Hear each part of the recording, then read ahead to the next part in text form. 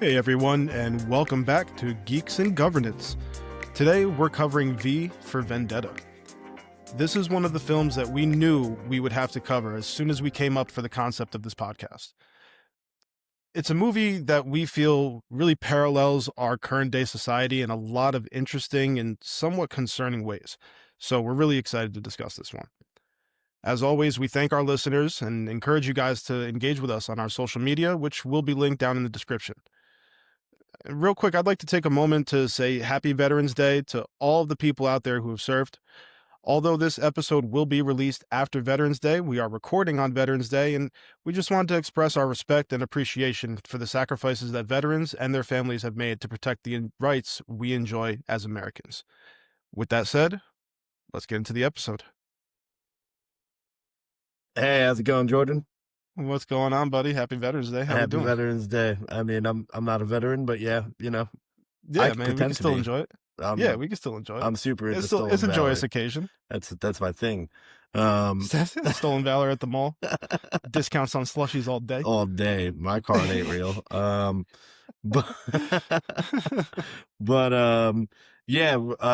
Real quick, we're gonna try something a little new. If you've been listening, it's called Small Talk, and we're just gonna get into just a couple things that have been happening recently, prior to getting into the episode.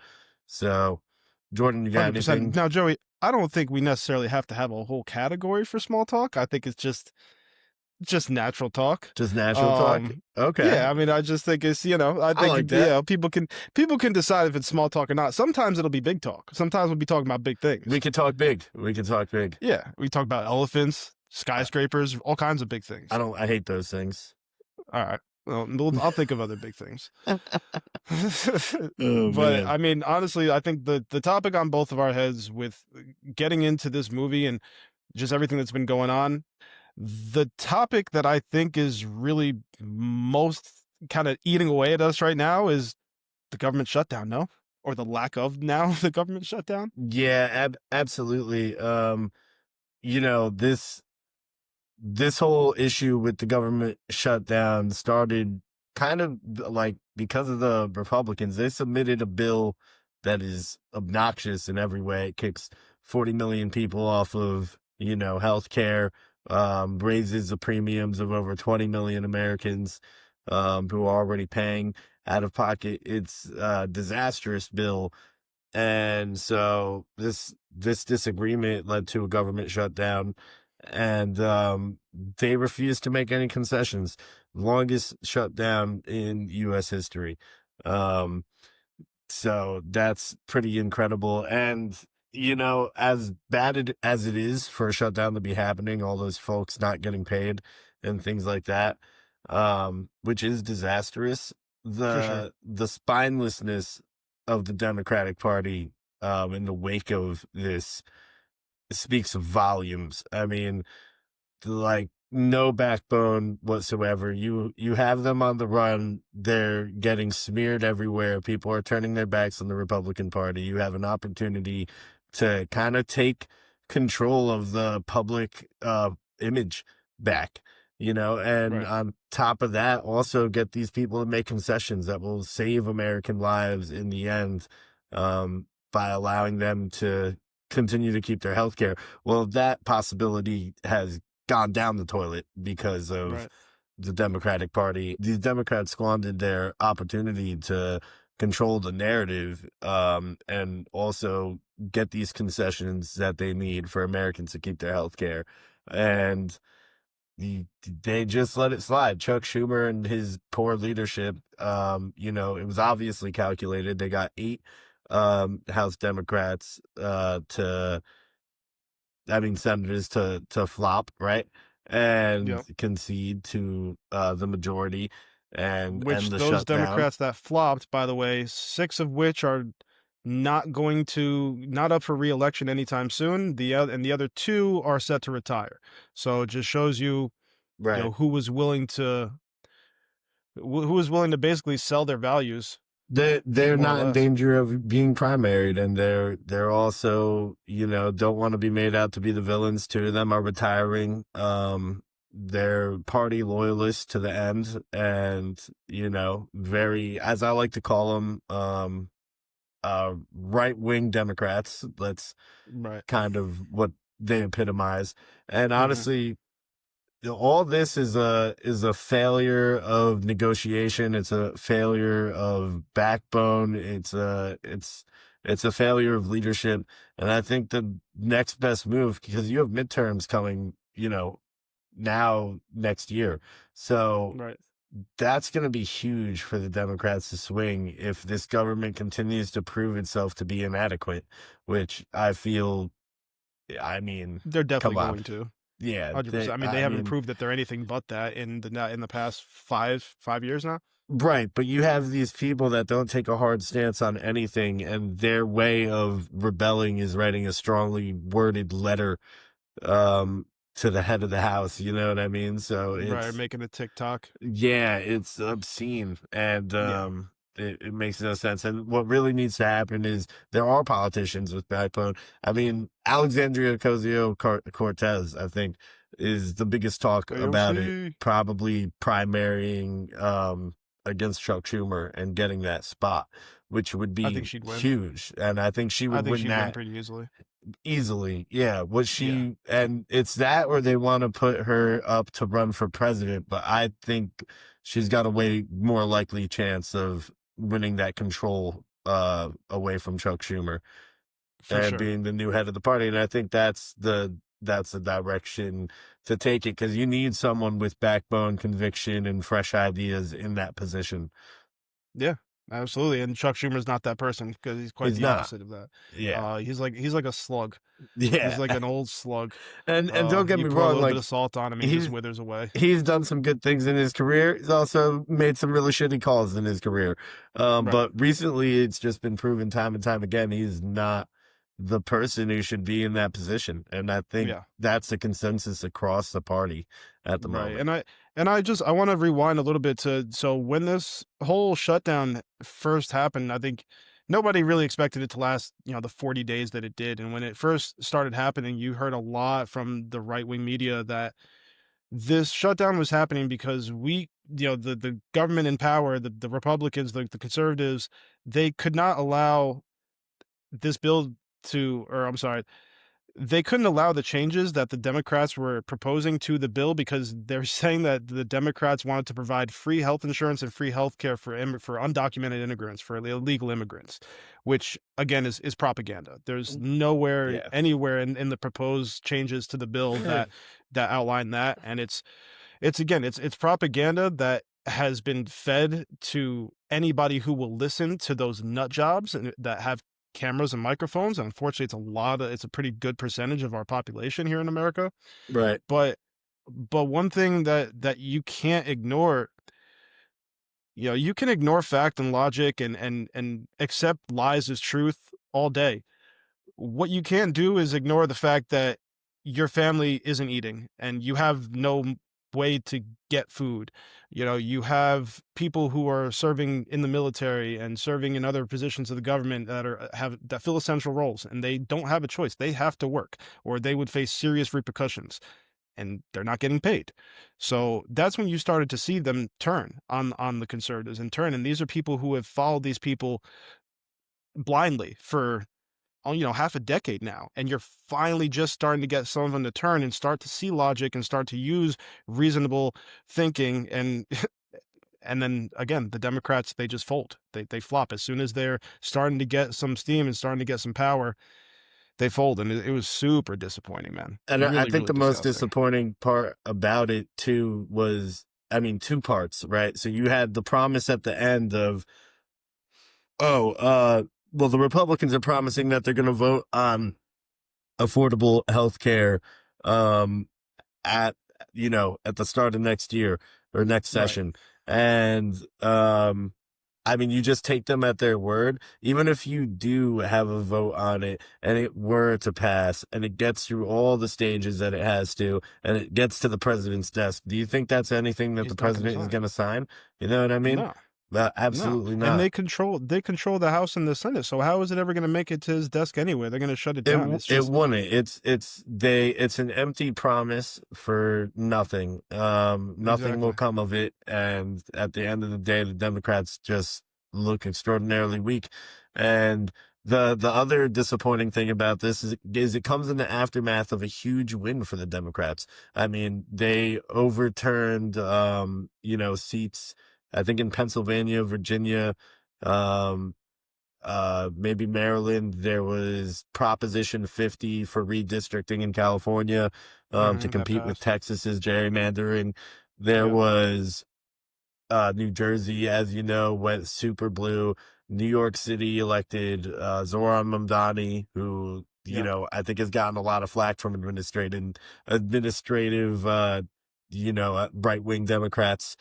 Yeah. Well, Um, the whole conservative media in general, again, propaganda spreading, calling him a radical Islamist and saying he's a right. terrorist and saying he's a jihadist and just But it putting wasn't only them. all these keywords. Some of the worst ones, racist ads against him, came from constituents like Andrew Cuomo, not constituents, but party Fellow allies. What's Democrats. supposed to be party Right. allies, Democrats. Yeah, the Right. Andrew Cuomo, Michael Bloomberg, like these guys went big on smear campaigns against him.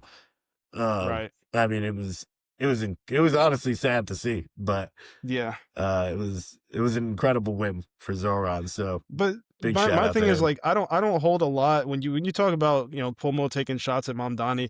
I don't think that's any. I don't hold any more ground to that than the conservative, obviously brainwashing right wing media is throwing shots at him. Right. Because Andrew Cuomo is as much of a Democrat as like a rock is a pet. Mm-hmm. They're about as the same amount of usefulness. Like, what are you going to do with that rock? It just sits there. It doesn't do anything useful. It's like, yeah, you buy food for it every week, but it's not gonna. It's It just a likes waste to of money. grow. It definitely likes Yeah, to it likes grow. to grow. Yeah, It's a that rock with that hands. rock's a real groper. Oh Yeah, my he's god. just. And you saw he's rolling around New York City in an OJ Bronco, Yes, in a white Bronco, right? rolling In an deep. OJ Bronco. I'm not just. I don't. White Bronco doesn't do it for me. There's a lot of white Broncos out there. There's only one OJ's Bronco, and this dude still drives it. You have any idea how much maintenance it's taken to keep that thing going over the years, man? I'm not even gonna get into it, but it's a lot. I'm sure it's a lot. I believe it. Uh, but yeah, man, shout out to Zoran. I hope he does some good stuff in New York City. Yeah, we'll have to see. I'm sure he'll be competing with Albany. You know what I mean? Yeah, He's got to yeah. approve all this stuff. So, And who was the Democratic governor that got elected in Jersey? Was it Kelly? Mike, Mikey Sherrill, Mikey Sherrill. Okay, yeah, yeah, yeah. There we Mikey go. Sherrill. I knew it was like one of those gender neutral names. Mikey Sherrill's a great name. I'm pretty sure I remember seeing signs for Mikey Sherrill when I still lived in Jersey. I thought it was a dude. I Mm, definitely thought it was a guy. No idea. I thought it was But Mickey for shout a out. while. I'm not gonna lie, That's funny. because I Mickey was Mickey like, oh, Sherrill. that's a woman. It's got to be Mickey for Mickey sure. Sherrill. Ho ho. Yeah, no, but shout out to them. I also want a quick shout out to the governor of Arizona, also a female, also a Democrat. She seems like a badass, man. She was kind of really standing up for the disenfranchised people and people were going hungry due to the shutdown. She stepped up and did what she could as far as allocation of state resources to keep people fed and shout out to her for that, doing what she can. That's all any of us can do really is do what we can. Yeah, And and I want to just kind of touch base. I think this is the real time we've really stepped into real political territory, and we're sharing a lot of feelings and opinions and expressions here. And I just want to kind of just take a moment to drive the point home that we're not here to get up on a soapbox and preach to you guys. We're just sharing our opinions, like I think everybody should be free to do. And we want to start a discourse, and we want to make people think. I don't want to convince people of one thing or another, but if I can get somebody to just think and just think for themselves and not just take everything they see on their social media and on whatever news channel and YouTube thing you click on as at face value. I mean, you just that, that's our goal here, I think, and we do it by taking the things we love in movies, games, TV shows, and And again, just drawing the parallels to real life, guys. I mean, you're going to see it in this one in V for Vendetta. It's so potently relevant to what's going on in today's world that it's so powerful. It's such an awesome film experience. It really is. Yeah, and I think that can and you know, that could be a really powerful thing with fiction and the real life kind of mirror it holds up to society and Right. the way people think. But you know, with that being said, I think it's a good time to segue into V for Vendetta. Yes, sir. Yes, sir. V for Vendetta, man. I'm so excited to get into this, man. I really enjoyed the rewatch of this. And quick side note, a couple days after watching it, my fiance, as I get home, she goes, "Oh, by the way, I have some great news. You're gonna be really excited." I'm like, what's up?" It's like, James Gunn, he just announced his new TV project. I'm like, okay, well, what is it? I'm thinking maybe another season of Peacemaker, maybe something, some kind of spin-off and from Superman or some other kind of superhero. And she's like, oh, he's gonna make a V for Vendetta TV series. What are Like, the odds? whoa, that blew my mind. Yeah, man, because I literally had no idea. I mean, we were in the stages between rewatching the movie, doing the research, and getting our notes and scripts together, and actually making the podcast when that was announced, or at least announced, made aware to us, which is really, really cool. Right. Yeah, it Yeah. is fantastic. Apparently he's going to be um executive producer. I don't know how hands-on or not he's going to be, but it's going to Mhm. be going on definitely with his blessing. I don't know if there's going to be a connection to the DCU, but I feel like I would like to see that spin on it where it's connected to the greater DC world. But For we'll see sure. what happens because it works really well as a standalone story as well. Absolutely. So, you know, yeah, that's fantastic. Love James Gunn. We at Geeks and Governance love James Gunn. Absolutely. For sure. um, James Gunn and James Gunn's team, if you're listening, hit us up, dog. yeah, we got We we, ideas. we can We're do some big beautiful things together, thinkers. for real. We're big Big thinkers. thinkers. Absolutely. We got big ideas. Big ideas. Um, Profits. all right, but you know, I think when this movie starts off, it does a pretty good job. I will say I have tripes with it later on in the film, its Mhm. depiction of an Mhm. authoritarian London, but Right. you know, at first it's real eerie, it's dark, there's cameras on every corner, there's G-men walking around just waiting for civilians, there's a curfew in effect, it's being broadcasted on loudspeakers that are scattered throughout the city. Also Um, obnoxiously loud. How can you sleep? oh my god, yeah, how could you? Exactly. Just blaring. Um, and you know, that's kind of when we start to meet the inspector throughout the movie who kind of takes like a B plot through the film, Inspector Finch, and he's just kind of saying, you know, we have cameras on every corner. We'll find this guy following Fee's terrorist attack on the Old Bailey.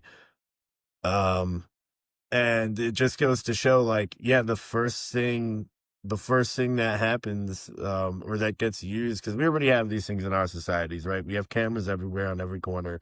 They're Yep. just Mass not surveillance. utilized in the way to track people and instill curfews and things like that. But if a real authoritarian regime came into power, they could easily hijack those systems for those purposes. And that would be Absolutely. one of the first thing that happens is Yeah, the restriction of if you think movement. about it, the infrastructure is already in place for them to do that. It's just a matter of them actually doing it now. Right. Yeah, Yeah. 100%. And you know, that all that big brother kind of fears from the 80s and prior to that have now Hmm. become a real reality, whether or not they use those things anyway. Right.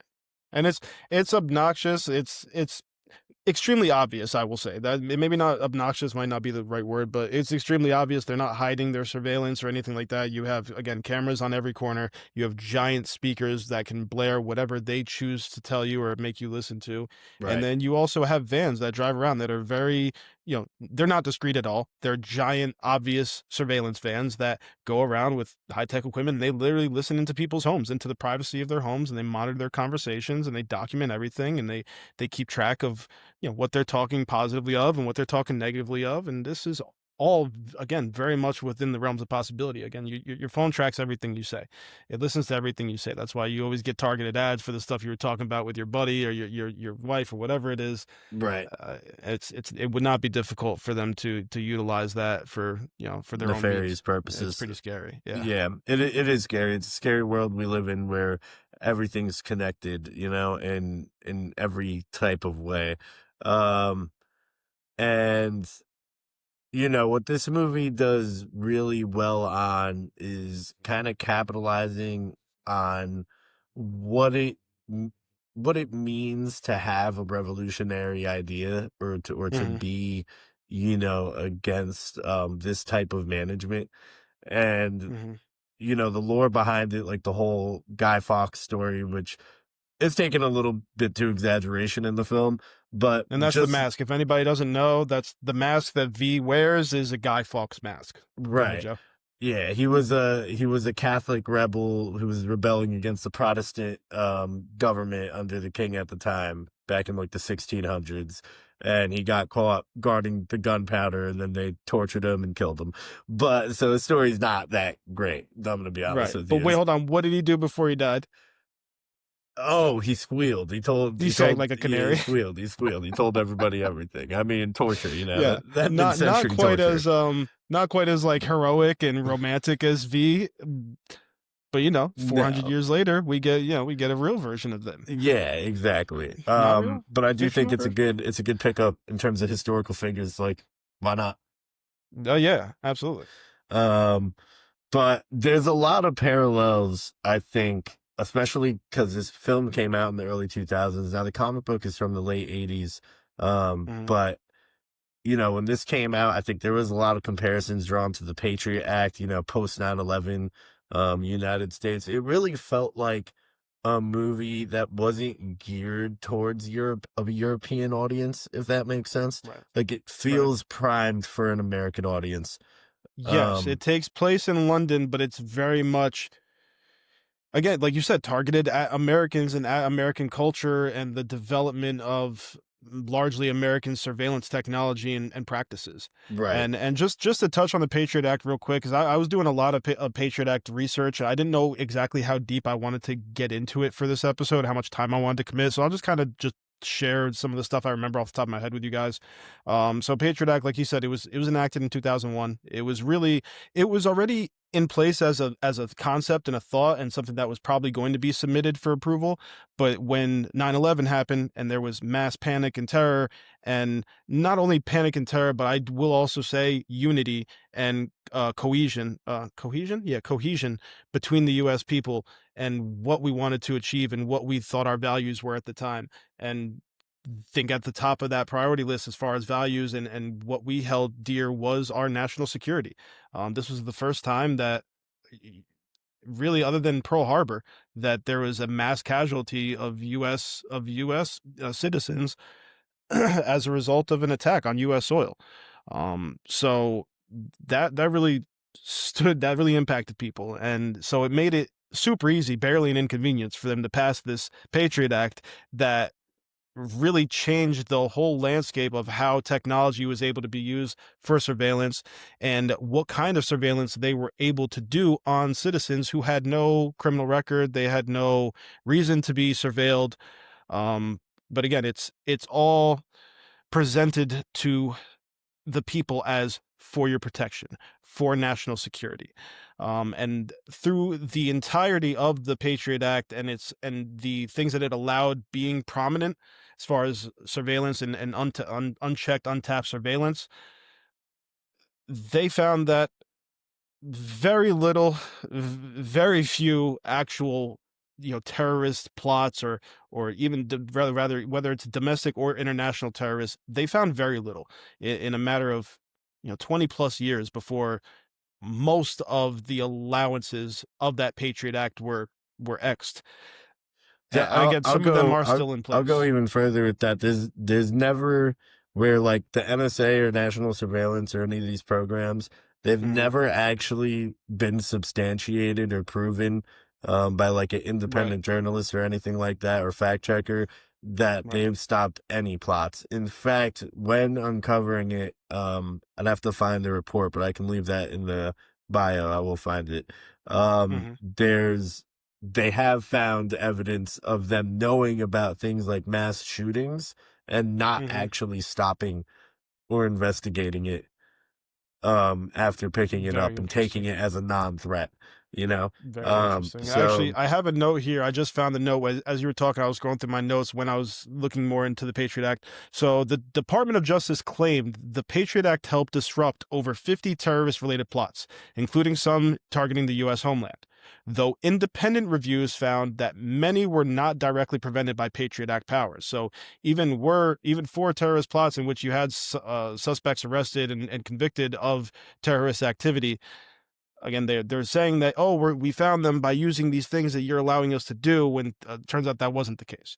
You no, know. the real goal is just getting a sense of where people are at and putting the thumb down on people. I mean, Right. gathering phone records, emails, metadata from pictures and social media posts. I mean, and then they take that information and what they probably do is sell it. You know, Hmm. like any Yeah. other corporation that has your metadata.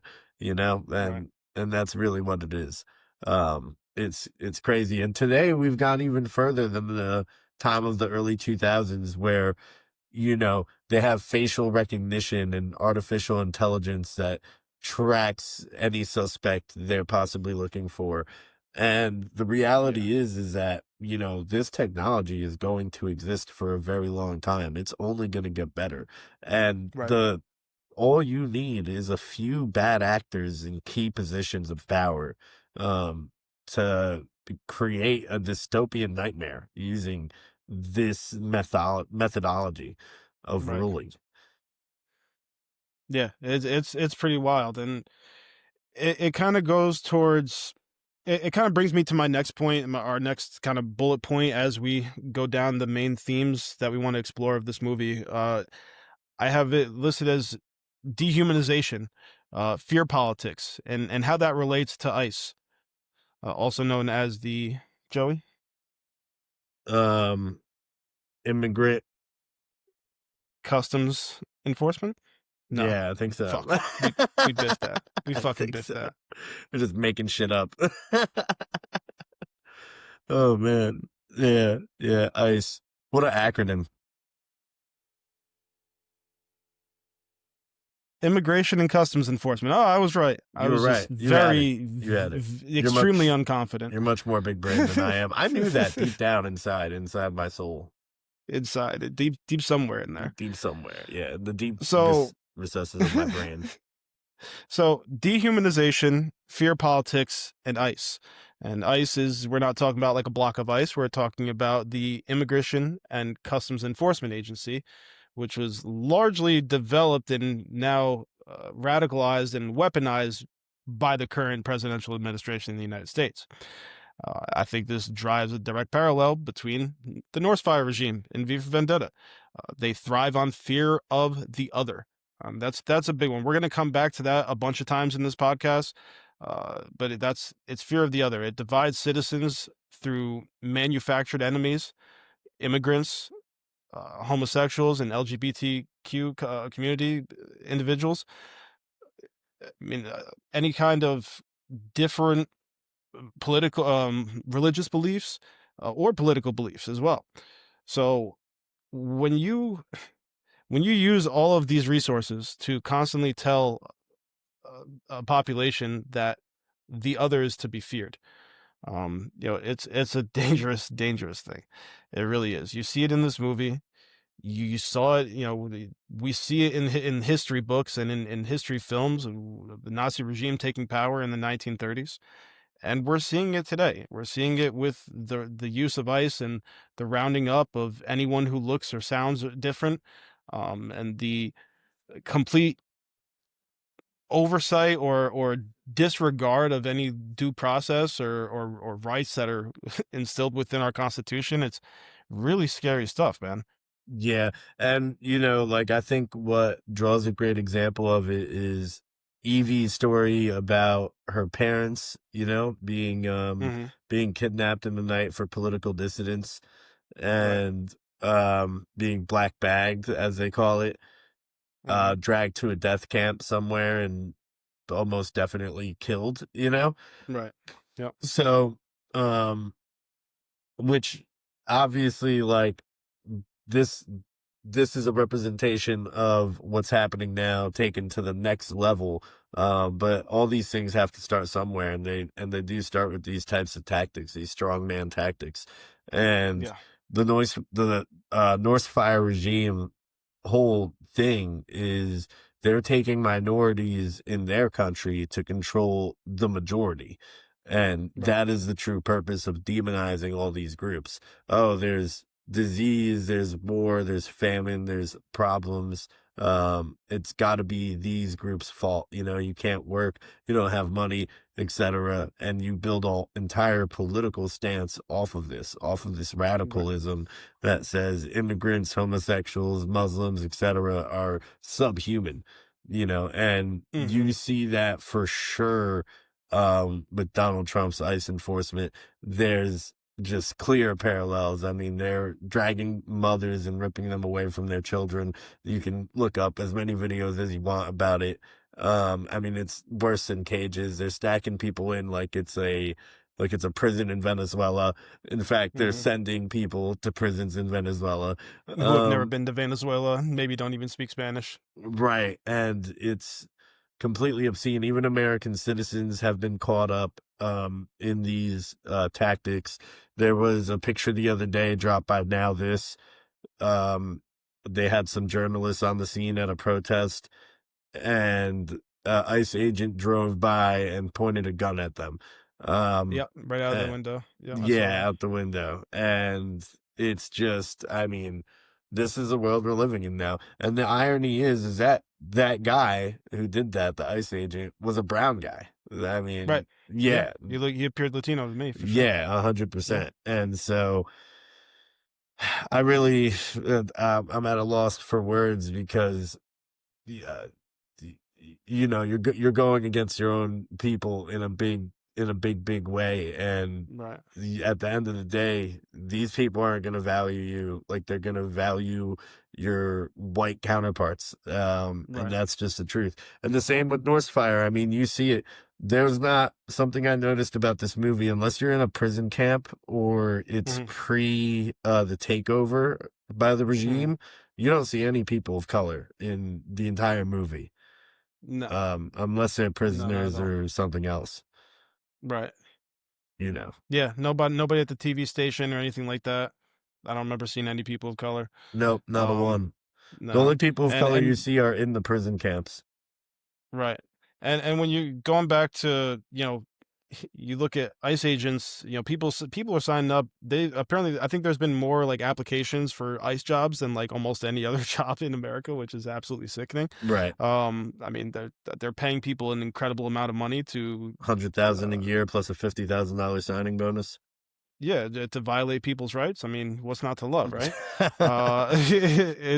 It's what it is it's a tactful and strategic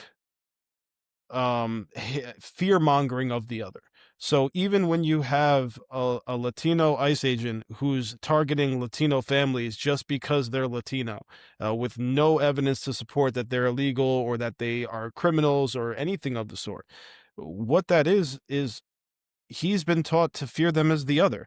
Maybe they're not the other in that the way that they look is different from them or different from him, but they're the other in that they're an illegal. They're an immigrant. My family are Americans. My family did it the right way. These people are doing it the wrong way. And that's how you can turn somebody against their own people and get them to, really completely negate their human rights and do these disgusting things. It's Right. all tactful brainwashing using propaganda and repetition, and I think that's going to be our next main bullet point here is propaganda and the control of information.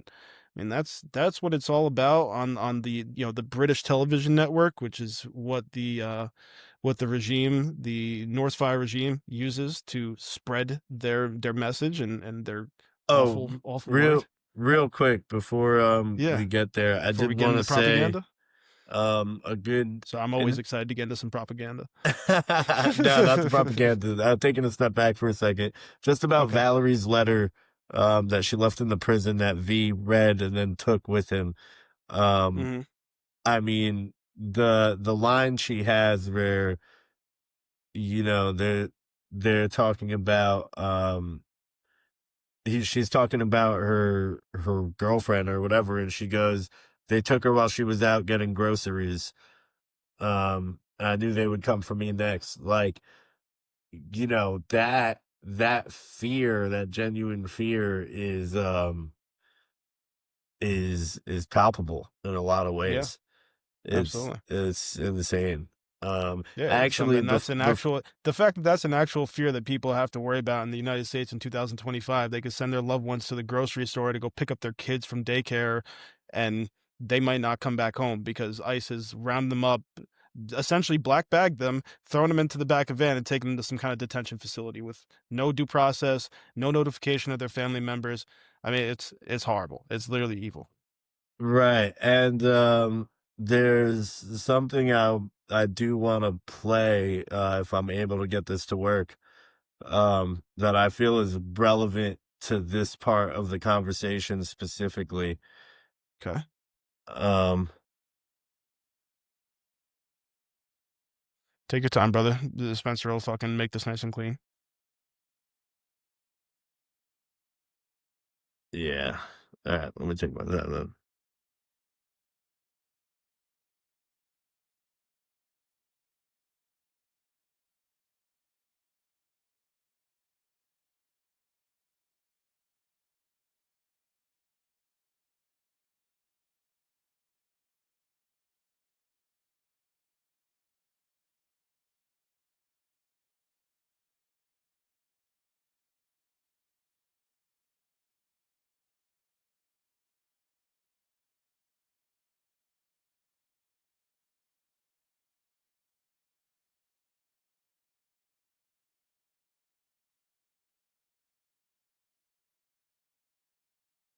Okay, I got it. You don't have to watch the whole thing, but yeah, I got it. All right, Cool, let's do it. I'm gonna screen share. Yes, play it, and to play it as you feel comfortable doing. Like I said, edit. Spencer will come in and edit any of this that he needs to. Okay, Shout out to Spencer, best producer in the world, one of my best buddies in the whole world. Link is 21. He's on all the socials. You can find him. You can follow him. You can tell him that you love him almost as much as we do, but you don't love him as much as we do. We love him more. we love him Shout out way you, more. Spencer. Shout out Spencer. All right, so this is it. This shit I saw this morning. I'm definitely not gonna play the whole thing. I'm gonna fast forward through it a little bit because it's a lot. But Right. um, but yeah, here you go. So And literally just the title alone, it kind of makes me want to just say, like, to the audience, listen to what this young man has to say and tell me that that it's not something that you could imagine written on a piece of toilet paper from a prison cell from an authoritarian regime. Right. Please. Yeah. I just want to tell you guys that I'm scared for my parents to walk out there to walk out their house because I might not be able to say goodbye to them if they go to work. I might not ever be able to say bye or see them again if you guys don't side with us. And I'm scared because of it because they fought so hard to come here and choose a life for their kids.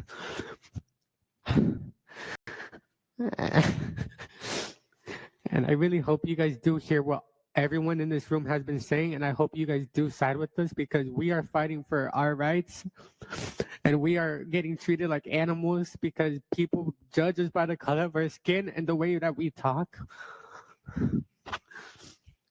And we have a president that acts like a child and doesn't side with us because of the way he thinks about us. And we have a police department that doesn't do anything about us and that we are here fighting more than they are. So I hope that you guys actually do hear what everyone in this center is hearing or talking about, so you guys can side with us and listen to what everyone's saying, because everyone is scared. I'm scared that I'm never going to be able to see all my friends again. I'm scared that their parents are going to be gone one day. I'm scared that all of us are going to have to fend for ourselves. I'm scared that one day at school that I'm going to get like held by people that I don't know, people that are covered, people that I can't identify because they wear masks and they don't properly ID themselves. I'm scared that everyone that I love is not, I'm not going to be able to see them again, because even though that they're US citizens, they don't care about us. They treat us like dogs. They treat us like animals. No one here no one here cares about us because of the color of our skin. So I'm asking you guys, every single one of you guys that are sitting up here, to actually hear us and do something about it, because I'm tired of it. I'm tired of telling my mom and dad every day after school that, have you seen the new video of ICE pulling someone over because of the color of their skin? I'm tired of everything. And I hope you guys really do something about it, because I really do want something to change, because I should not live like this as a 16-year-old. I shouldn't be scared. I should be focusing on school, and I can't even focus on school.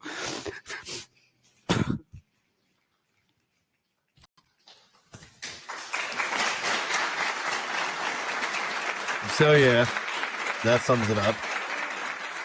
Super, super joyous. Yeah, so really Oh my powerful. And I God, mean, dude, horrible to watch. ultimately, man, it's if we're gonna cover the topics that we want to cover, we're not always gonna be able to be super jovial about every single thing we talk about. Again, I don't think That's that true. doesn't mean we can't find humor and joy in just about anything. I think that's a pretty unique capability that we have For sure. as friends, and Yeah. as a podcast in general. But again, But this shit going on is serious. You know what I mean? it And is. I It think, is. It's like, awful. And yeah, dude, I think that one of the most disgusting things that's happening is a good portion of people in power right now. I'm not even going to talk about people, because people have, just generally speaking, kind of been rotten forever. But you that's kind of true. rely on the people that we elect into power to Ooh, represent the best of us and to put the best foot forward and to try to harbor a community within our country that we can all live and exist in. And right. there's people in power that would look at that video and be really proud of what they've done to that 16-year-old boy. That's the truth, man. And those are that's the ruling class at this moment. It's Right. fucking horrifying. And I feel like it's a uniquely, as uniquely American as it is, this type of hatred, it's also uniquely anti-American in the sense Right. of, like, you know, what I grew up, like, I always was taught, like, this is a melting pot.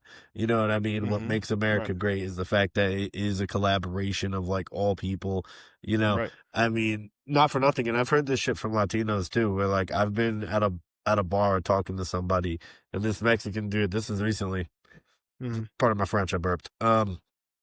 Spencer, edit that out. He's a disgusting animal. Edit it out. I am.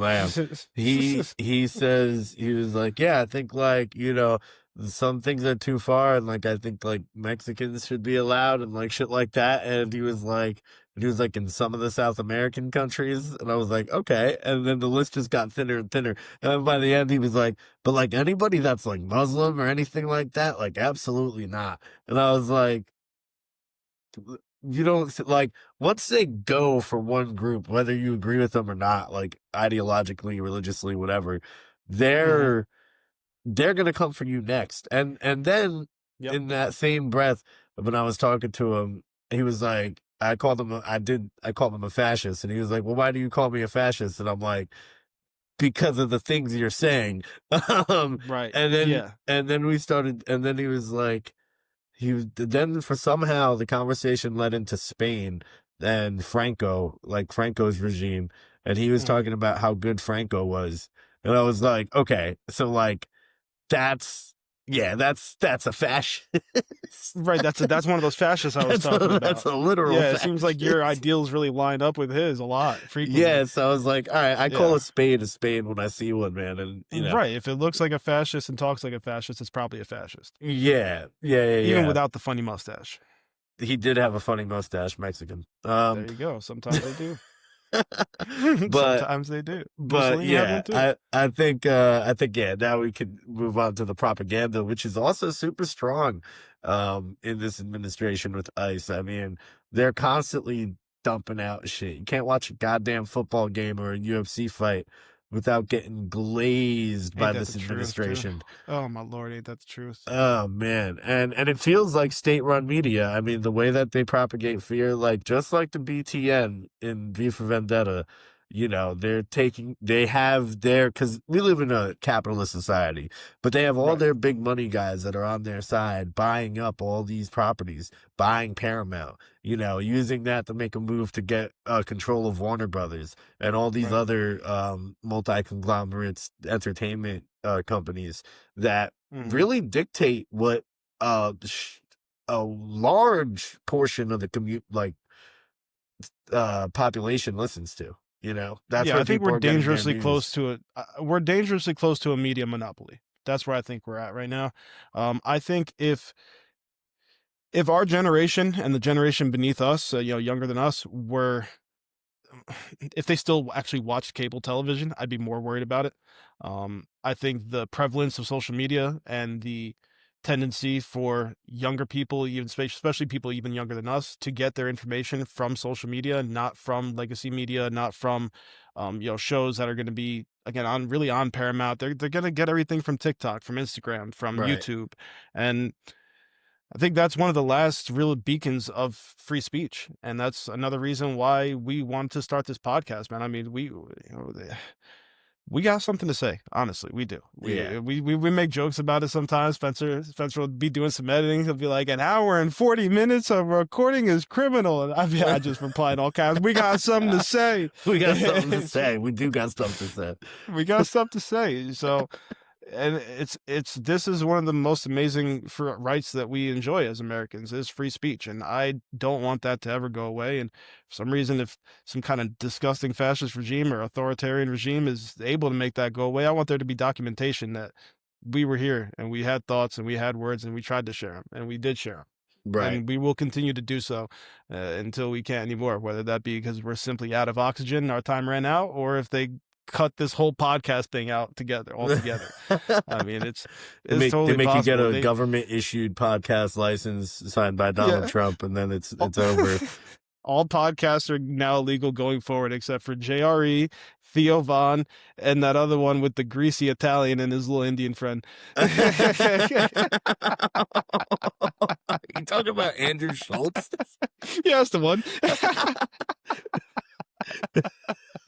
Oh man, sorry.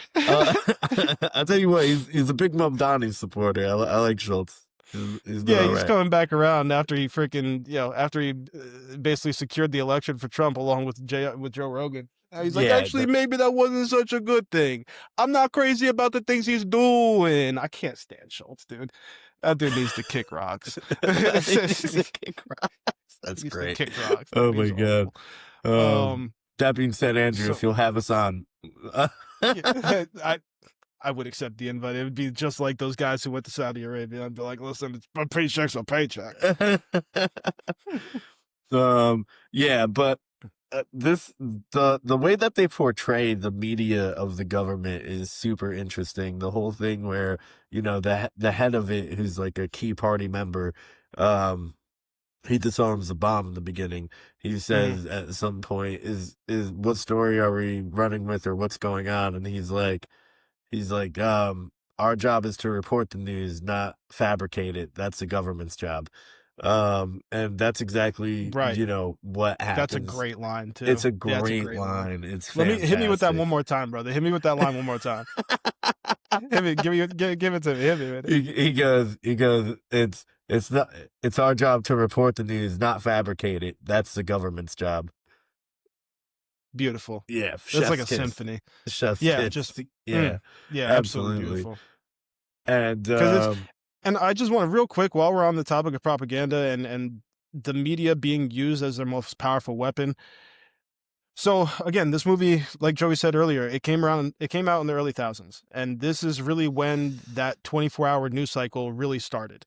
And right, the war on terror. It was the war on terror. It was completely uncharted territory, and it's evolved to the point now where as comically authoritarian and evil and obvious that the regime in V for Vendetta is, I think honestly, if you watch, I'm just gonna say I'm gonna call him out by name, dude. Fox News. If you watch Fox News for like 2 hours, or maybe even like 20 minutes, as long as it's not all commercials for Trump's garbage products that he's trying to pawn off on people. He's the biggest Bibles and grifter dick that the world's pills. ever known. Yeah, that's it. We sell them in a combo case. What I'm getting at is, I think anything that you would see in a 1 to 2 hour span on Fox News would be significantly more outlandish, um hyperbolic, and really like just the opposite of tactful. It's just very obvious the messages that they're trying to push, and the way they do it, again, it's like comically inaccurate. It's Joe, help me out here, man. You see what I'm talking about here, right? Like, as crazy as their media is and how it's curated to keep people scared and control their people in V for Vendetta, Fox News does the same thing but better, dude. They've improved on their formula. It does the same thing. Yeah. And they've been doing it since, for a long time. They've been steering the Republican Party in that direction. The unique thing about Fox News is that it's a propaganda arm for the Republican Party. You know what I mean? Right. You have hosts and quote unquote reporters in direct contact with the president of the United States. And Hassan Mehdi, who runs Zateo, his own little like news organization. Shout out Hassan. Yeah, I think he's great. He has a great line that he says, which I don't think he came up with. I'm pretty sure it's an old one, but if he did, forgive me. But it's that Shout out to him either way. Yeah, shout out to him either way. It's that reporters and news should be questioning those in power always and not cozying up to them. And I couldn't agree more. It doesn't matter who's in 1000%. power. You should always be critical of power because that's how people keep a check on power. And Absolutely. these journalists nowadays, it doesn't matter who, they're disingenuous in their reporting, and it's all coming from no, my side, this side, that side, and it obscures truth for the sake of for the sake of lecture, really. You know what I mean? Right. And I think that's a really dangerous thing we've been in. I think news organizations have had a real friendly relationship with people in power in this country for a very long time, but it's never been this bad. And the one platform, like in terms of platforms, like these guys, these CEO Vons, Andrew Schultz, these Joe Rogans, like these guys had a real opportunity to be those people in the fringe media that could have possibly questioned power. Obviously, they're comedians, and let's not expect too much of them. But the absolute grifting that they subscribed to during the elections was like unforgivable in a lot of ways. And don't get me wrong, these are guys that I find funny and this and that, but funny doesn't mean like you get a pass for everything. Right. Yeah, and I think you got to draw a line in the sand somewhere. I mean, when you're platforming someone in and of itself is not unforgivable, and it's not wrong.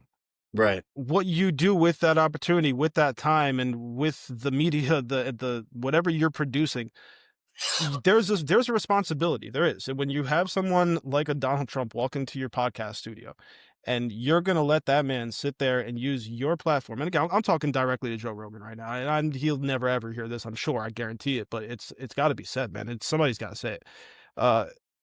You had that man in your chair for over 3 hours, and I haven't seen the stats on the fact checking on the statements that he made on that podcast, but I would be willing to bet my bank account that it was 90% bullshit, because that's what he does. I mean, he's a shyster. He is a fugazi crook, and we as East Coasters, as tri-state natives, as New Jersey natives, have known that for our entire lives. Yeah. We've always He's known King that. Atlantic Shyster. City, since we were kids, Atlantic City's been a dump. Why? Because of Trump.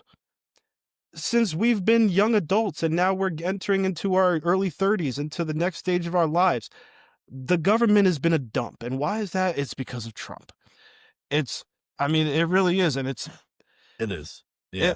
it's wild. And And, I mean, and I you know just, what? This whole thing with comedians draws a really good parallel to something that V says, Mm, who, well, not V, I guess it would be Evie's father, who says that artists use lies to tell the truth. mhm, And it's kind of a way to be against the grain and, make satire out of these situations to reveal truth. And right. I feel like comics today, specifically comics, are not up to that task at all. You know, No, they're not. they And went dude, I think from, the only people that are really, generally speaking, are the late night guys. I mean, they have a whole team of writers helping them out. But I mean, w- yeah, the people who I watch, the comedians, and I will call them comedians because they make me laugh every day. The comedians that I've watched the most, and especially since the current president was elected, and all the turnover and all the controversy, and it's just, I mean, say what you want about the guy, but he does make the media more interesting. Let's hmm just use the word interesting. Um, they're the only ones that seem to have the balls to step up to this guy and to clown him and question him and point out his obvious flaws and constant stream of bullshit. And that's why Colbert has my ultimate respect. That's why Jon Stewart and everybody on the Daily Show, we love them so much. And that's why um Seth Meyers and his show, love the stuff he's doing. I'll even watch a clip of Jimmy every once in a while. I'm not going to mention his last name because you know how I feel about Jimmy. We're not going to talk about Jimmy, but I'm just going to say, man, like, shout out to the late night guys, Fallon. dude, because they're don't do it. The late night guys are doing the heavy lifting for the comedy community, man. They really are. They I are really think they are. 100%. Yeah. It's funny when Jon Stewart has a great quote from a long time ago, like almost 20 years ago, Hmm. and he goes, I think he's on Crossfire with his infamous Tucker Carlson debate, where he Hmm. clowns them, and he says something along the lines that it's sad when journalists and anchors are looking for their cues on integrity from Comedy Central. And yeah, like Yeah. Yep. it's true, man. Like what? Like it's sad, man. It's really sad. And I think Yeah. that, we need more of these guys to be outspoken in today because they do make a huge cultural difference. I mean, you could They do. say it's just stupid comedy and jokes, but these things have a real effect. And now, just like in an authoritarian regime, like the first thing Putin did when he took power in Russia was Hmm. get rid of any satirical comedy show that Right. was on television. That was the first thing he Yep. came for, was the comedians, you Hmm. know, and because they shift the narrative a lot. Um, because people look for that. They look for satire and they find their views within that, a lot of people. Right. Um, but and the argument too, which brings us to our next point, which is authoritarianism in the guise of patriotism. There's even a line in the movie that is strikingly similar, and I never caught it before because I haven't watched this movie in quite a while. Right. But after rewatching it, you catch things, Yeah, for sure. and there's a line that says, "Make London great again," in one of the old like protest flashbacks to the rise of Sutler's regime. That Wow. one of his actual slogans is to make England great again. Wow. Yeah, so, do you need any more of a correlation than that? Right. Authoritarian Honestly. regimes have been using those types of taglines for a very long time, even in fiction. Um, Right. it's nothing new.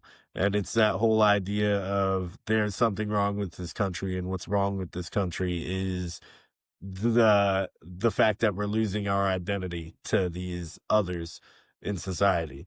And Hmm. that's not a fact. That's just a ridiculous thing. What makes American identity, I think, so strong is the fact that it is a blend of all these cultures.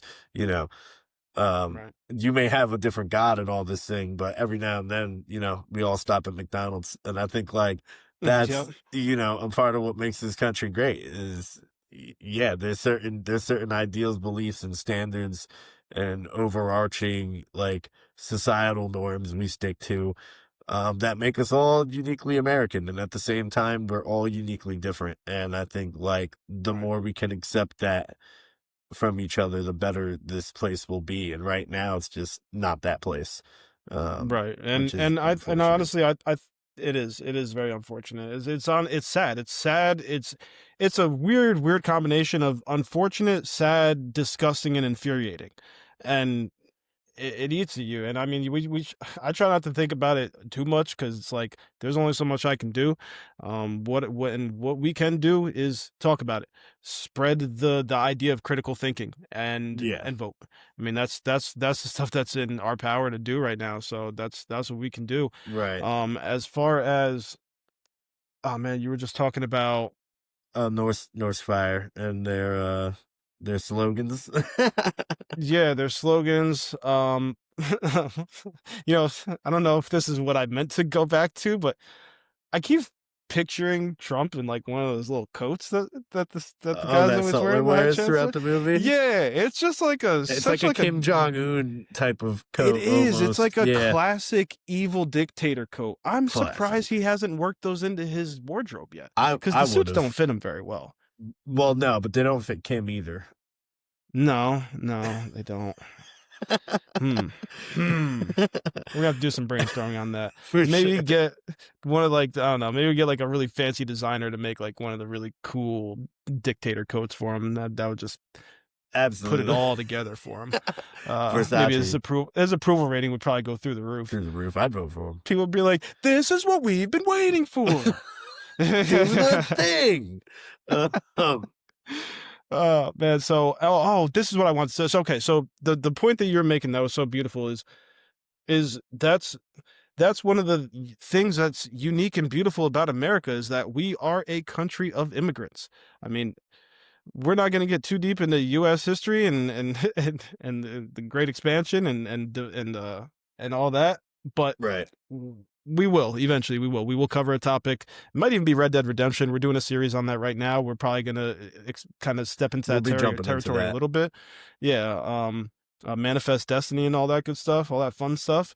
But again, ultimately, this country is a country of immigrants, and it is one giant melting pot. And I think that's uniquely American and uniquely beautiful.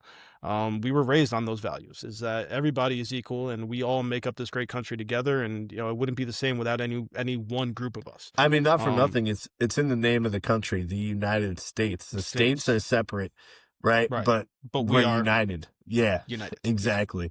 not a really hard concept to grasp. No, And it's we seem lately more like the divided states of America instead of the United States of America, and absolutely, that is and sad. it goes through this thing where authoritarian regimes they want unity and they want an iron fist, but the way that they Mhm. want to do so is with the outcast being gone, not being an object. They want to homogify society, thinking, ideologies, religion into one way of being.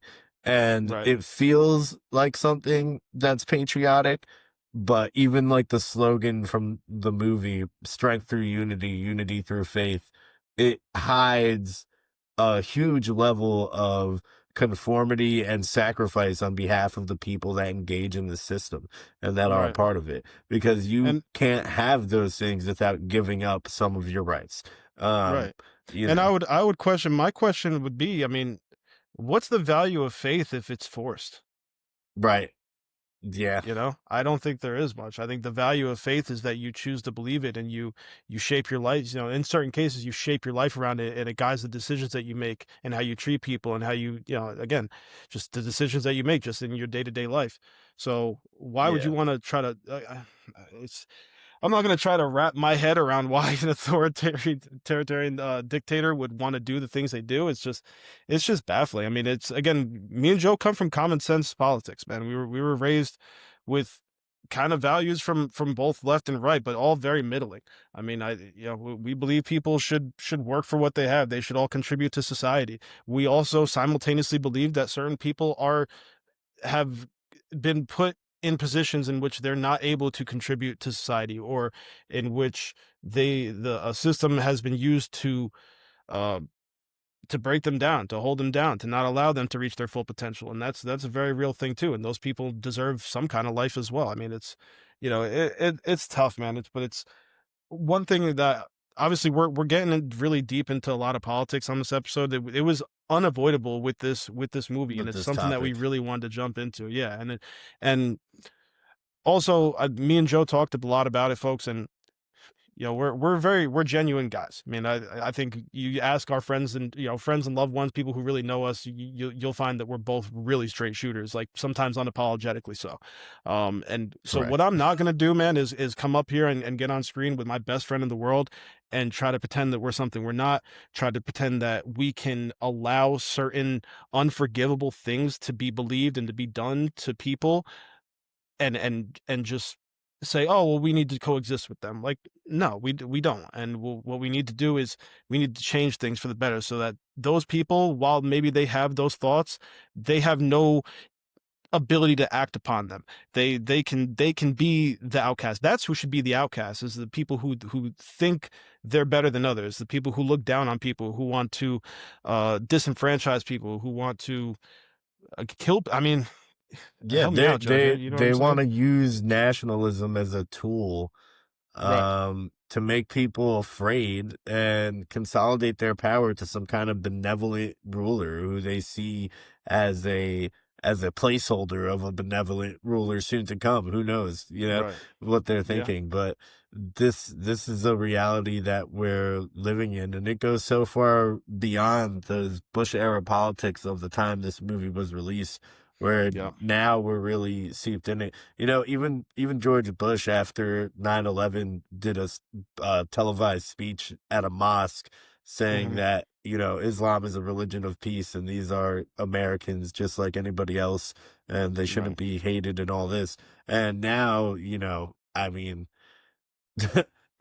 I never thought these following words would come out of my mouth, but you would be hard pressed to find any Republican who With the integrity of George with the Bush. integrity of George Bush. I can't believe that just came It's out of my mouth. crazy. No, it's crazy, But man. it's crazy and it's true.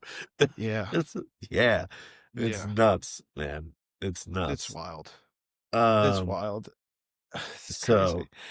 So yeah, then we're gonna jump right into our fifth bullet point on this one, before we start kind of wrapping it up for V for Vendetta. It's the idea, or the themes rather, of rebellion. The concept of an idea itself and the power of the people.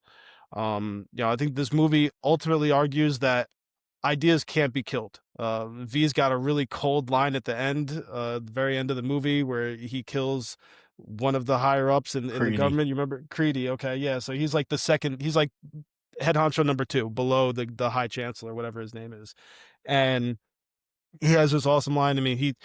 Awesome scene. Yeah. Again, we're getting real. We're all the way at the end of the movie. If you guys are, if you guys have been on spoiler alert, you're way too late now. But there's this awesome scene at the end of the movie where there's all kinds of combat and awesome ninja moves by V, by our protagonist, and then at the very end, Creedy gets some shots off, and then V takes a lick in here. He eats a bunch of shots, and even Creedy gets to reload and hit him with another round of revolver full of bullets, and at the end, he just kind of throws his gun. He says, "Why won't you die?" And V says something along the lines, I don't have the exact quote, but he says something along the lines of, underneath this mask is not just flesh and bone, but it's an idea. And ideas are bulletproof. Yeah, And that's and then he tough. chokes him to death He and chokes him, snaps his neck. snaps his It neck. was Yep. Tremendous. incredible, Yeah. incredible. Yeah, And ideas are bulletproof, guys. That's tough. And that's also so true. You can't yeah, kill an idea. Um, absolutely.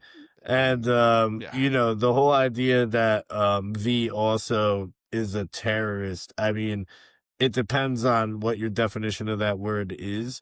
Hmm. You know, in the form of the Norse Fire regime. They are the ruling class, and kind of like what they decide is law is law. If they call it terrorism, it's terrorism. But it becomes much more than that, and it becomes a symbol to people that this building means nothing. It's just a structure, and if it's not being utilized in the interest of the people, then what is the point of it kind of existing? You know, Right. there is none. And you know, no civilians, as we know, are hurt or killed from these actions. Hmm. So calling it terrorism is hard pressed. Now, if he was a whole organization, a terrorist organization, that's that's an interesting point of view. But that's something we could get Yeah. into, I think, in our questions. Well, yeah, and I think the story and the character are beautifully written, in which it toes the line of unacceptable violence and destruction. But then, like you said, I mean, ultimately, no innocents were ever harmed by V in any way, Right. really. And Finch, the inspector, who's also like Mhm, a high ranking party member, as he says, party mhm, member for 27 years. right. Um, you know, he has a line where he says, "I suddenly had this feeling that everything was connected." I feel like it really implies the fall of the shell he lived in for so long, For sure. where, you know, he held this regime in such high standing, but now he sees that this authoritarian regime is not what's best for people, or not what's best for the country. And you know, he also has a great scene where he's standing across from Evie, who's about to send a train full of bombs, and he lets her do it. He could have Yep, easily shot her and stopped her easily. and been the Yep, hero. And no, he just allows it to unfold. yeah. I think Because he's a great stand-in for the idea of he. Let me just say this. So he's a stand-in for the person who goes for 27 years, doesn't question the people they're following, supports their actions, maybe even rises to power with them because of their undying and unwavering support. And right. then one day something makes them just wake up and just start to think. And again, I say wake up. One day something makes them get woke. That's going to trigger a bunch of people. That's good. And they wake up and they realize, like, wow, maybe I've been fed some lies, and maybe I Right. should look into this a little bit more. And as an investigator, as an inspector, this guy's got the tools and the knowledge, and and the resources to do that. And what he finds is gut wrenching. It kind of destroys all the ideologies and the values that he had, and now he's all mixed up, and yeah, to the point where he essentially lets a wanted terrorist blow up the parliament building because he discovers that for 30 years he's been lied to by the people that he's dedicated his life to, and he thought that everything that they were doing was for the greater good. It turns out these people are monsters. I mean, perpetrators of genocide and famine and disease. And Joe used to say before, these people, they say they're protecting, or the things they're doing are to combat disease, to combat famine, to combat economic hardship, when most of that stuff is manufactured by them intentionally to Right. benefit them. Yeah. Go, Joe. And you know, like the side effects of all these things are prevalent even when we look at it through history. If you look at any time span of a ruling authoritarian regime in the last 200-300 years, they usually don't last more than a few decades, Yep. because life under them becomes so grueling and miserable, that people do eventually wake up They rebel, right? to it and turn things around. And even in fiction we see it. I mean, Star Wars, right? Like, that regime is like 20 years or something. That the empire only lasts for like a couple decades, if like Right. maybe a little more. Right. This regime, you know, 30 years. Yep. Um and you know, Hitler's regime, about 20, right? 1933 or something Yeah. like that, to yeah, 45. So Right. not even. Um, you know, these types of regimes do not last long because people get sick of it, and it creates so many more problems Yep. than solutions. And any Yep. solutions they do offer are plastic and temporary. Right. Um, and Just like the That's lemons that North Korea is going to drop for in place of U.S. aid. exactly. All right, guys, I'll fill you in on that inside joke. Me and Joey were talking on the way home. We were probably, I was on my way home from work. We're broadcasting, kind of brainstorming this episode, and we're talking about USAID. We often go off on really great tangents, guys, that if I had the ability to record high quality audio while I'm in my car, we would absolutely record a significant portion of this podcast from my car. On the Because phone. we have some really good, While we're on the phones. driving We really around. have some great conversations. I hope the technology catches up pretty quick so we can do that. But It anyway, will. so we're talking about USAID and how, so Joey told me that Elon Musk's actions in essentially dissolving Gutting USAID USAID, and yeah. gutting USA, dissolving, gutting, destroying, demolishing, whatever word you want to use, it all works. Doing that has essentially directly resulted in the deaths of approximately 600,000 people since that aid was cut, most of them being children. So Correct. do I think that's going to affect Elon Musk's sleep at night? I don't at all, but I think it's something that's important to be noted. It definitely affects the United States standing in the world for future generations. It does. Again, we're saying, we were saying, it turns. Sorry, Joe, you make the point about the person who lives in another country who's impacted positively about USA. Tell me about them. Right. So somebody who, doesn't have access to medicine, clean water, food, a lot of the time, these groups are isolated and they're reliant on things like USAID. And for the United States, it's a very small investment to make in the rest of the world for them. One, not to hate us. Two, to develop more, right, and become allies potentially. And three, it keeps our opposition from interfering in these places. Countries like China, I mean, how long will it take really for them to step in and have their own form of USAID for Right. these disenfranchised groups all around the world? And sooner or later, that's how you get the world to hate you. And again, if going back to your point, if it's a very small portion of our budget of our tax dollars that we're going to fund USAID, do you think it would even be a drop in a bucket for China to commit that same amount of money?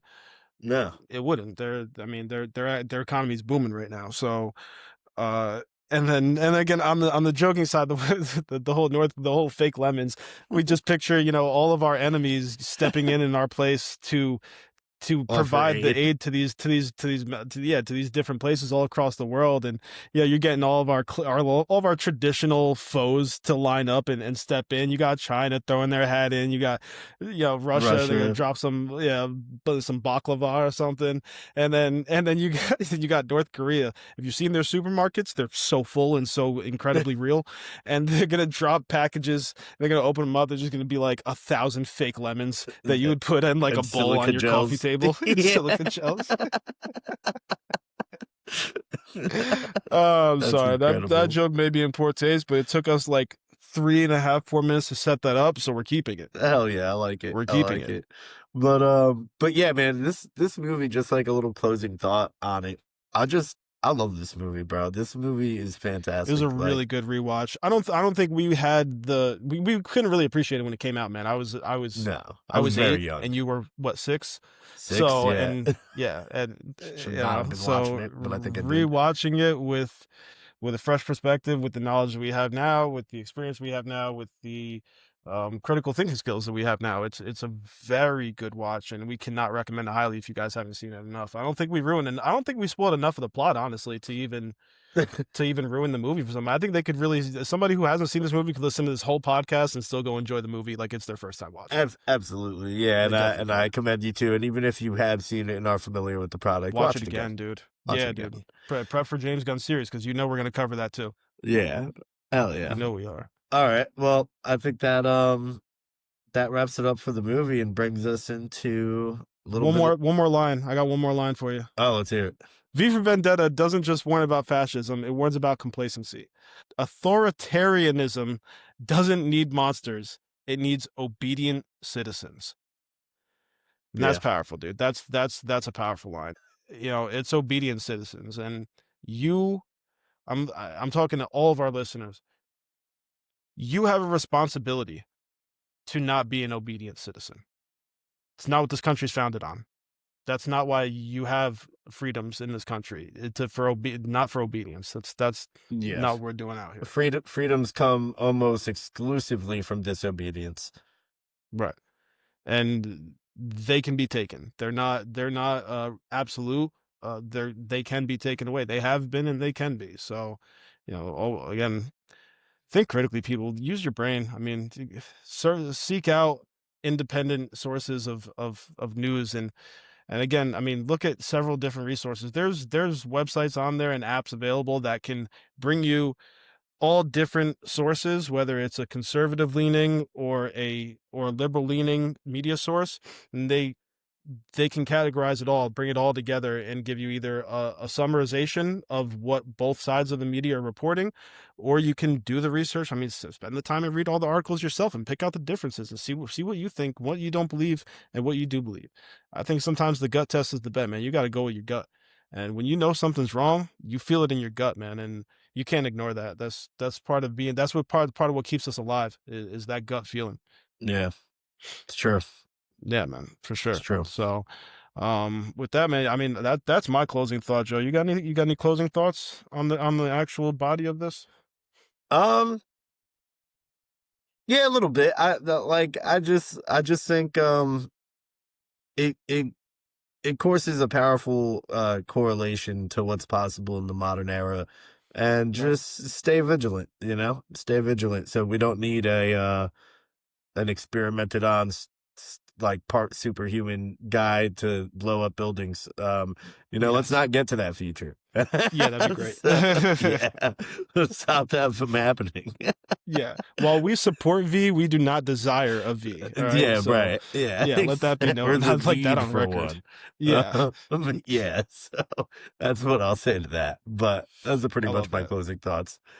I love that. That's a good point to make, buddy. That's a good point to make. So now we're gonna do a little transition to something we've never done before. Do you know why we've never done it before, Joey? Because it hasn't happened before. Because we never had one. It's a listener question. It's a listener because we question. never had one. It's a listener question. This comes from our good friend Alex. He's actually Joey's cousin and one of my friends that I've known the longest in my life. Great dude, very smart, very insightful, and he asked a couple of really good questions. I'll read off the first one. He says, "Hey guys, does the film imply that terrorism is mostly a label for a competing or opponent political organization?" I know you were doing some thinking on that prior when we were prepping for the pod, Joe. So what do you got? Yeah. So I think it depends. Like we were saying earlier, but I don't think it implies that terrorism is a label strictly for a competing or opponent in a political organization. I think terrorist groups can go from being terrorist organizations to being legitimized. We saw it with the Taliban in Afghanistan. No matter what you may think of them, and I don't have a favorable opinion whatsoever of the Taliban, but they have been legitimized as a serious political organization now. They are the leading power in that country. The United States pulled out, and they're the law of the land. And in that way, they are just as legitimate as any other government that's on the world stage, which is unfortunate for a lot of people living in Afghanistan.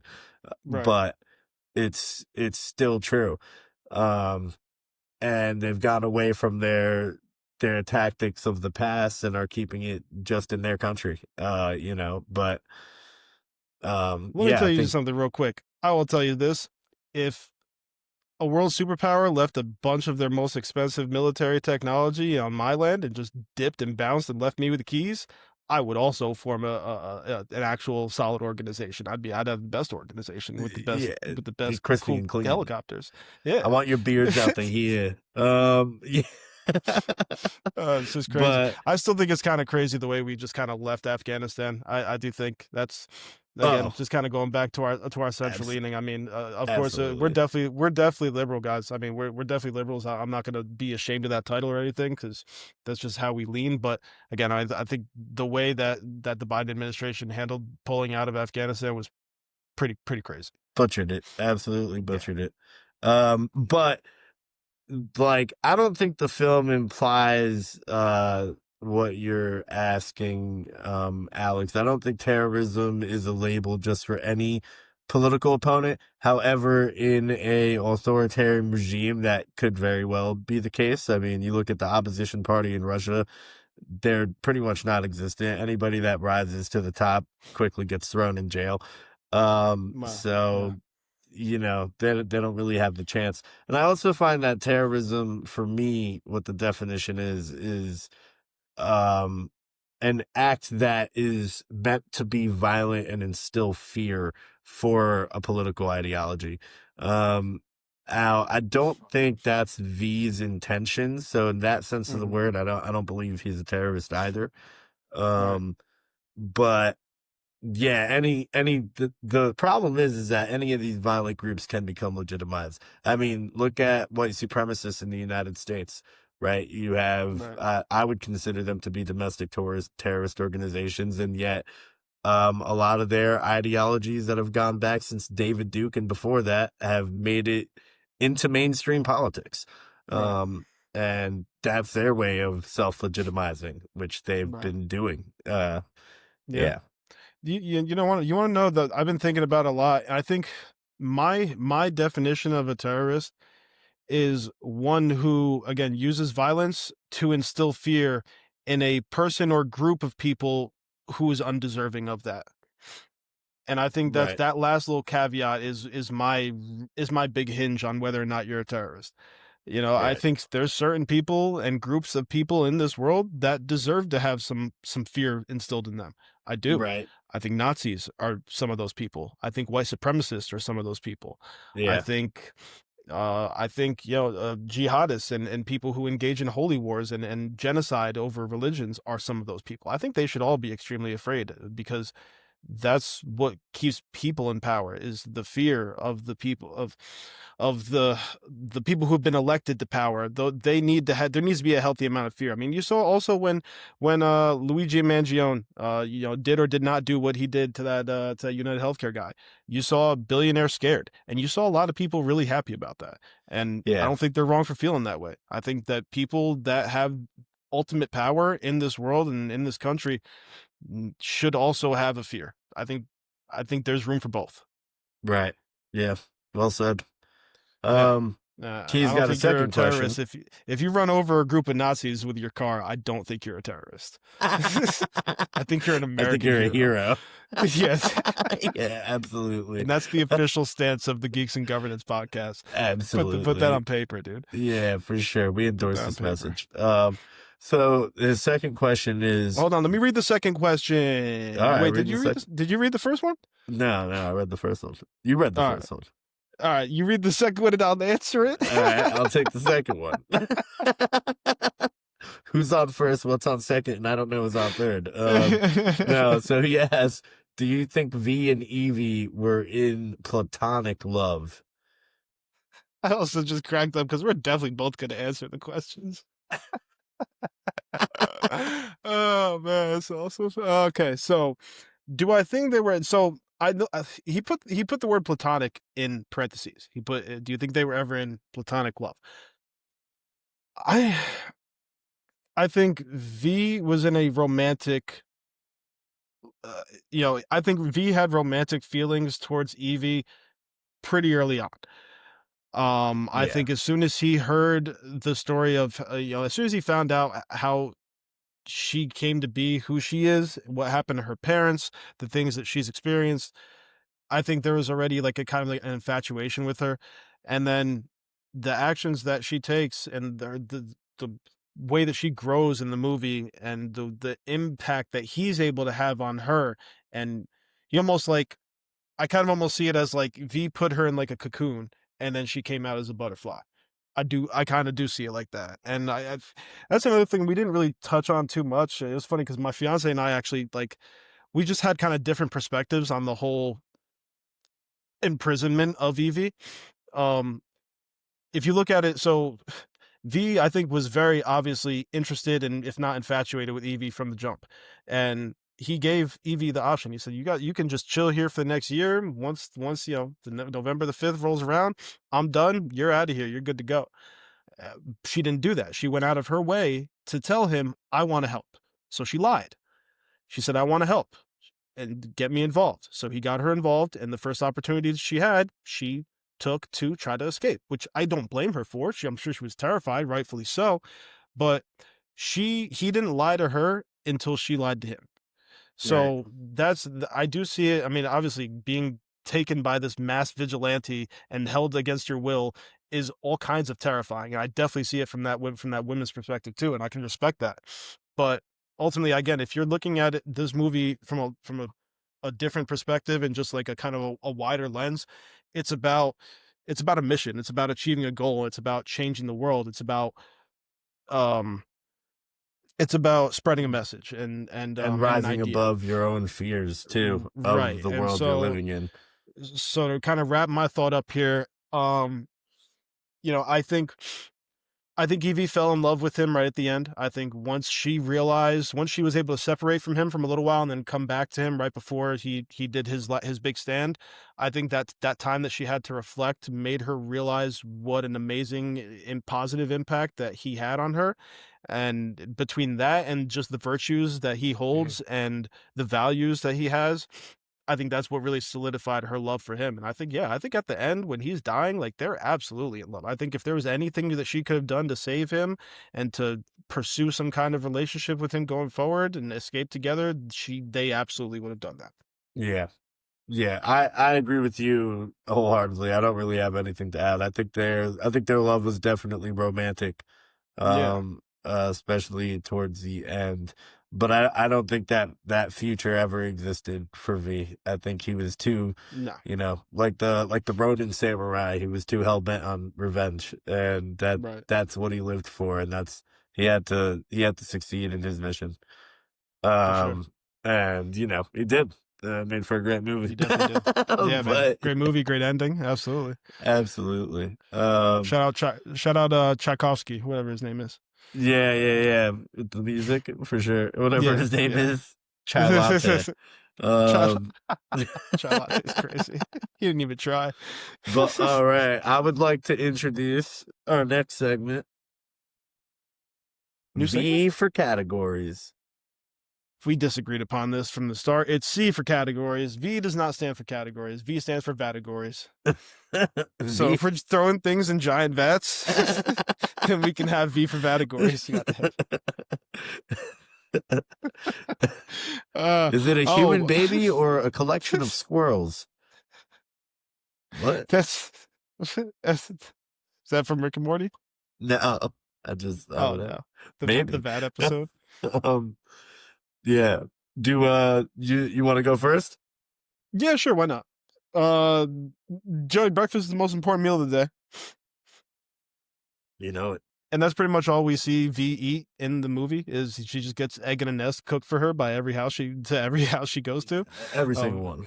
Everyone, egg in a nest, which I love egg in a nest. I just want to establish that. I'm not throwing any shade at egg in a nest, but if you got one breakfast, your favorite breakfast that you could eat every day, hit me. What do you got? Whew. All right. So bacon, egg, and cheese on a roll, toasted, salt, pepper, ketchup, bacon extra crispy. However, if I'm feeling crazy, I get it on everything bagel toasted. Very good choice. Yeah, absolutely. That's king breakfast for me. What about you, dog? Man?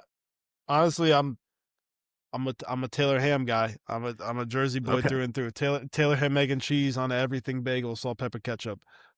I like it. Yeah, if I'm feeling real fat or I had a real late night, then it's Taylor ham, bacon, egg and cheese. If I'm feeling real crazy, give me 2 kinds of pork. Oh yeah. Oh my god. All right. My question is, if you had to spearhead a rebellion or a revolution such as V's, in a dystopian world, which historical figure would you base that revolution off of? As we know, V chose Guy Fawkes. So I really had to do some thinking on this one.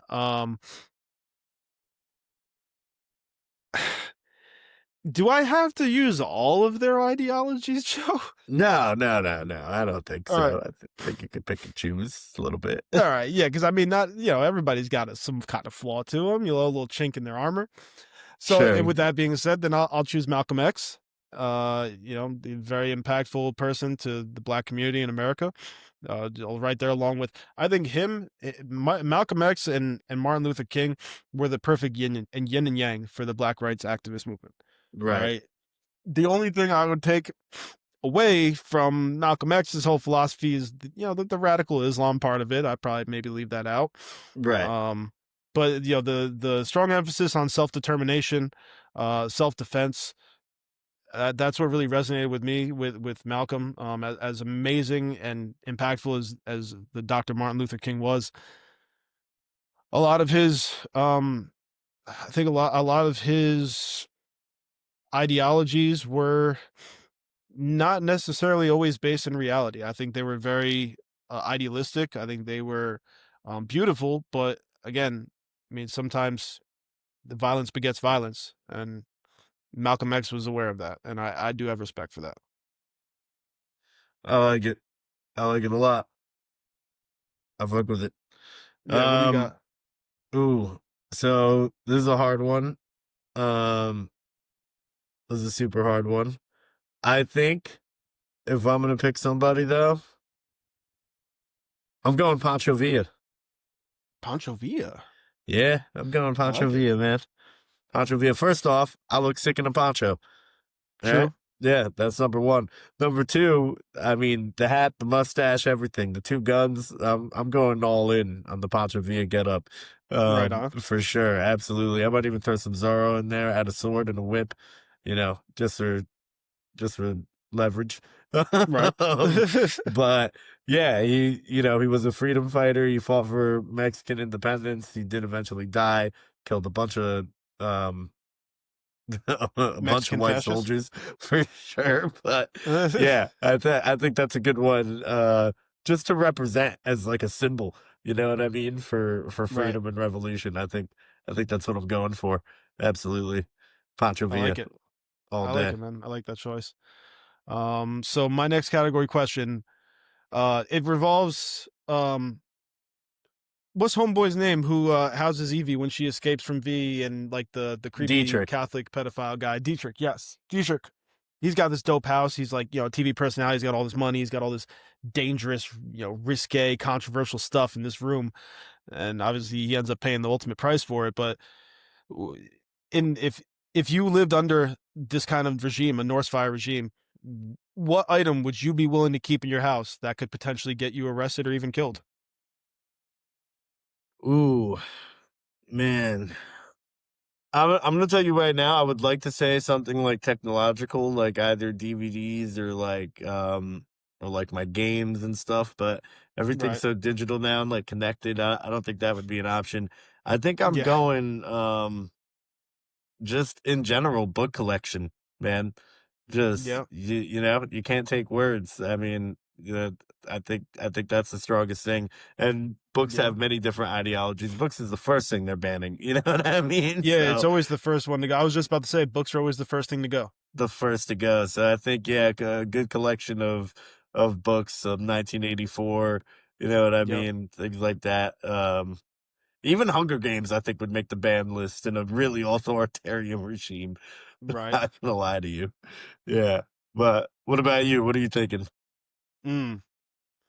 What would I be willing to keep in my house that could get me arrested under the Norse fire regime?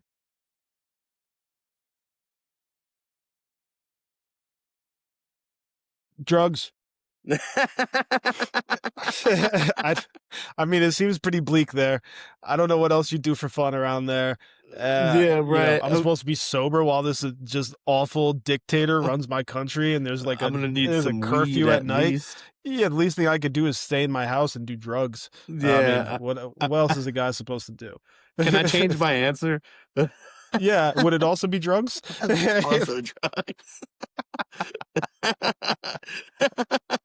That's hilarious. I couldn't think of anything else, man. Listen, brother, there's libraries all over the place. I don't want to die over a book. But I'll die to get high. That's great. Oh my god, what an answer. What the fuck? All right, I got a question. What do you got? If you had to live in one fictional dystopian world, which world would you choose? Anything. Ooh, I like this question. It could be from a video game, movie, comic, cartoon, whatever.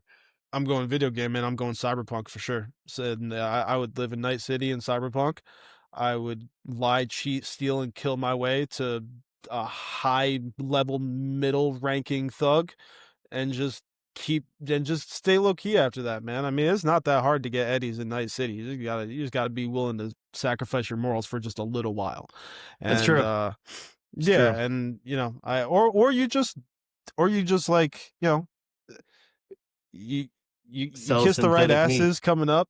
Yeah, no, you kiss the right asses coming up, and you get in with the corpos, and you get a nice, comfy, like a desk job at Arasaka. I like that. that. And then you just ride it out from there. But I mean, out of all the dystopian places to live, I think Night City's got the most potential for some enjoyment. Again, the guy's got to have some fun. Okay, I like it. It sounds like a fucking nightmare, but Dude, they got cars with machine guns on them.